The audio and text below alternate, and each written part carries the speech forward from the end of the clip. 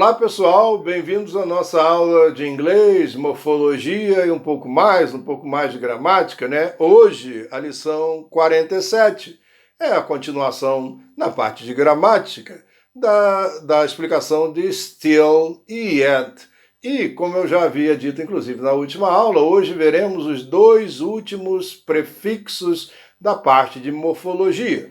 Mas como sempre, nossa aula começa com a correção do exercício que ficou da aula anterior, né? Então vamos a essa correção.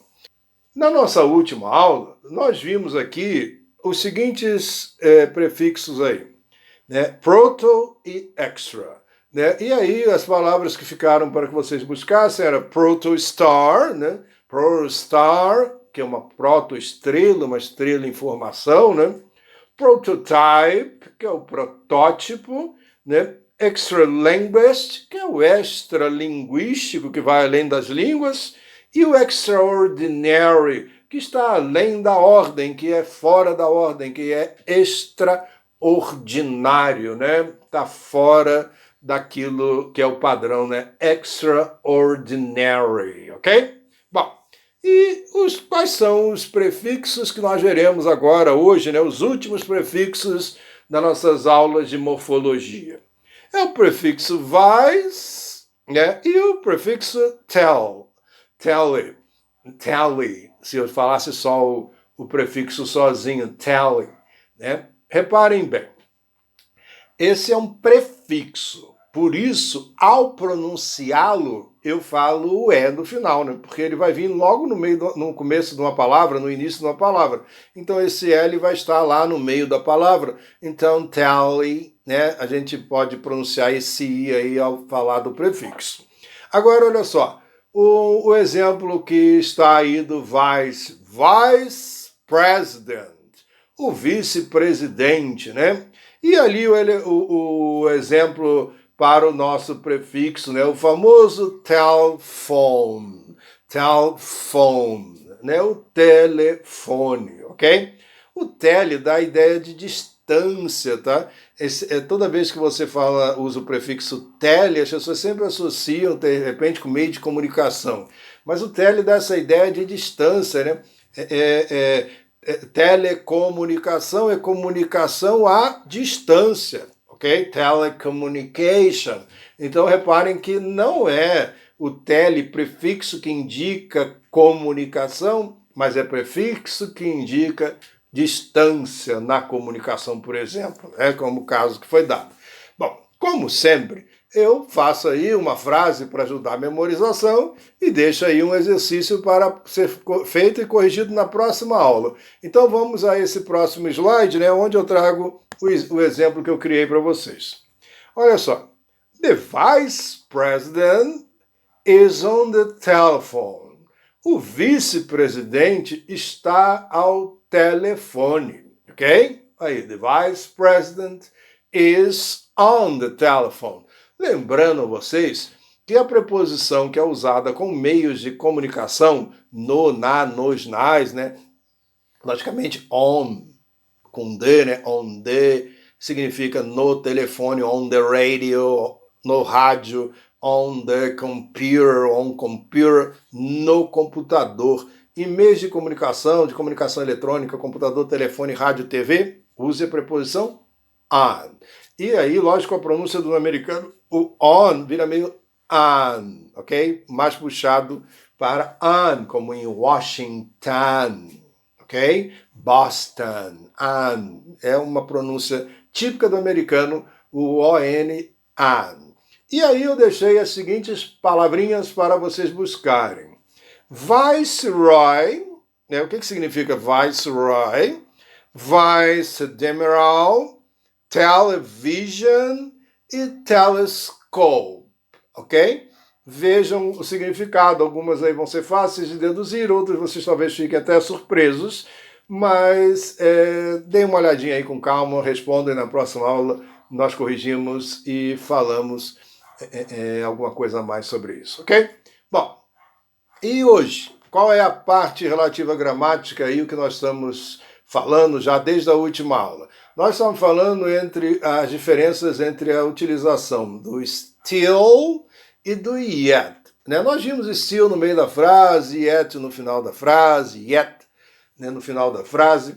E aí falamos dos verbos que geralmente acompanham essas palavras. Vimos que normalmente o still está lá no meio da frase com o verbo no gerúndio, numa expressão que envolve present continuous, nem sempre, mas geralmente, né? E vimos que o yet vem no final e normalmente está numa frase negativa, mas não é sempre. E hoje nós vamos destrinchar um pouco isso. As expressões dadas na última aula ajudam que você, se você acompanhar e tentar fixar aquilo, vai ficar quase 100% a sua compreensão de onde se usa still e yet. Agora, com a aula de hoje, você vai dar um passo adiante na compreensão e outras aplicações, ok? É um pouco mais longa a aula, mas na verdade o que está na aula anterior já resolve praticamente tudo na sua vida em matéria de raciocínio com essas duas palavras. Então vamos aí ao primeiro slide dessa parte. Diferenças entre still e yet. Por representarem quase a mesma palavra no português, é comum misturar o uso das duas palavras, né? Você não sabe onde você usa um ou outro, mas tem assim conotações diferentes quando a gente usa uma e outra. A ideia que eu quero dar pode mudar ao usar uma ou usar a outra. São essas coisas, diferenças culturais, né? Eles precisam de duas palavras para expressar alguns sentimentos, vamos dizer assim, enquanto com uma só a gente expressaria os mesmos sentimentos. Vamos ver aí, né? É preciso entender que no inglês eles possuem sentidos diferentes. Para explicar melhor isso, separamos algumas frases que farão um paralelo entre os significados de cada um. Veja, dê uma olhadinha aí agora no próximo slide, né? Algumas frases. Eu vou ler as frases, depois a gente faz essa comparação, ok? Então vamos lá. Chris was fired last year. Né? O Chris foi demitido no ano passado, no último ano. And is still unemployed. E ainda está desempregado, ok? Reparem. Chris was fired. O Chris foi demitido. Fire é fogo, né? Fired, queimado. Queimado, demitido. Né? E ainda está desempregado. Repararam que eu disse na última aula que a gente usa still no meio da frase. Tudo bem. Normalmente numa expressão que tem present continuous. Aqui não está present continuous, ok? Aqui está apenas o present, o verbo to be is, e o unemployed é um particípio passado que virou adjetivo, ok? Então aqui só tem um verbo no presente. Não tem nenhum tempo verbal aqui, além de um verbo no presente e o still, tá? Não vai achar que existe um tempo verbal que é verbo to be com particípio passado. Tempo verbal é com verbo to have e particípio passado, chamados tempos perfeitos. Aqui não é tempo verbal. Aqui é particípio passado exercendo a função de adjetivo. Então não é mais verbo, é adjetivo nesse momento, a função que ele exerce aí, ok? Depois, a tradução, né? Chris foi demitido ano passado e ainda está desempregado. Agora, a próxima frase. Chris was fired last year. O Chris foi demitido no ano passado and hasn't found a job yet. E não encontrou um emprego ainda. Então, repare, né? Há uma expectativa aqui e há uma surpresa lá em cima, né? O camarada foi demitido e não conseguiu emprego ainda. Caramba, que surpresa para mim saber disso, né? E aqui há uma expectativa de que ele vá conseguir um emprego, né? O yet dá essa ideia. Então, repara, hasn't found. Aqui tem presente perfeito. Lembrem-se que a gente acabou associando o presente perfeito com o yet no final da frase, né? Olha aí, o has found. verbo to find, participo passado found. Quando eu tenho verbo to have e participo passado, é tempo perfeito. Quando eu tenho verbo to be e participo passado, não é tempo perfeito, ok? É o que eu expliquei em relação à frase anterior. Vamos ao nosso próximo slide para dar continuação aí ao estudo desse assunto. It's 11 o'clock and she's still sleeping. Olha aí tem uma surpresa, né? 11 horas ela ainda está dormindo. Reparem o still no meio da frase, o still no seu momento clássico aí, onde ele aparece numa frase que tem present continuous logo antes do verbo no gerúndio, né? No verbo com ing.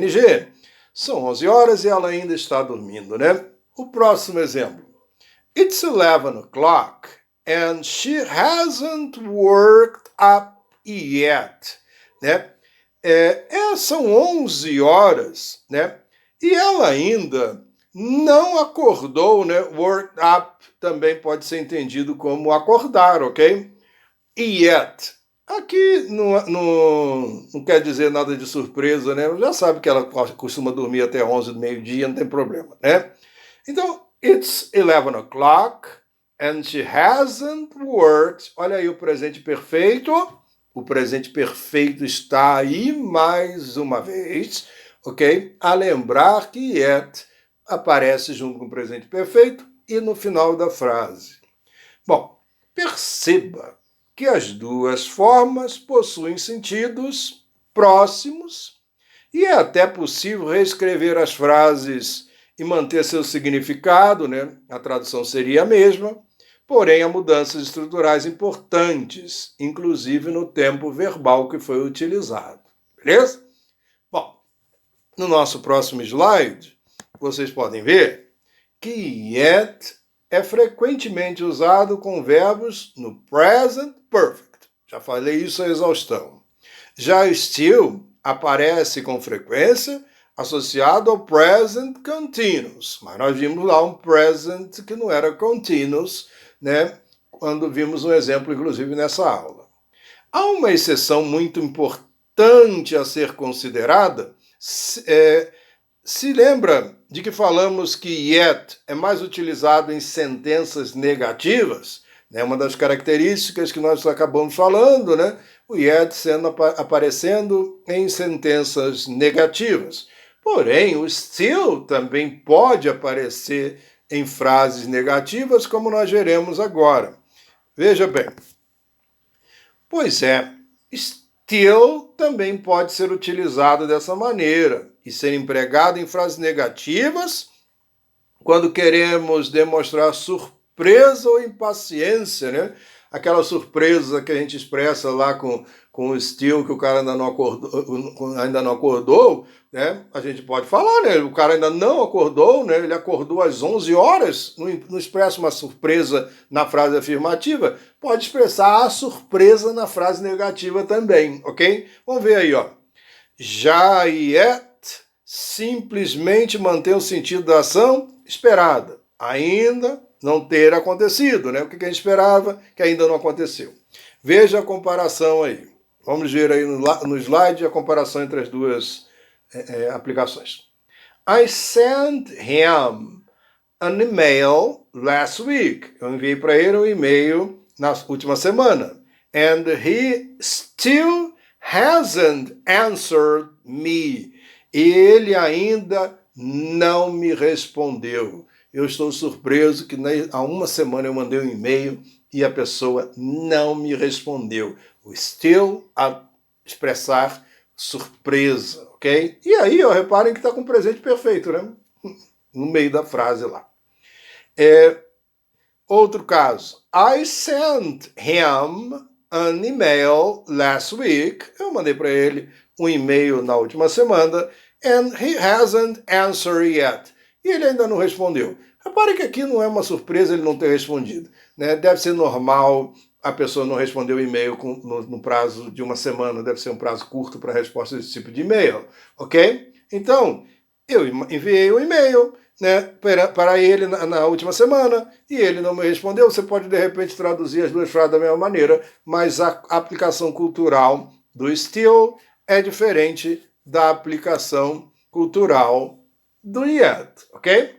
Então, pessoal, espero que vocês tenham gostado e até a próxima.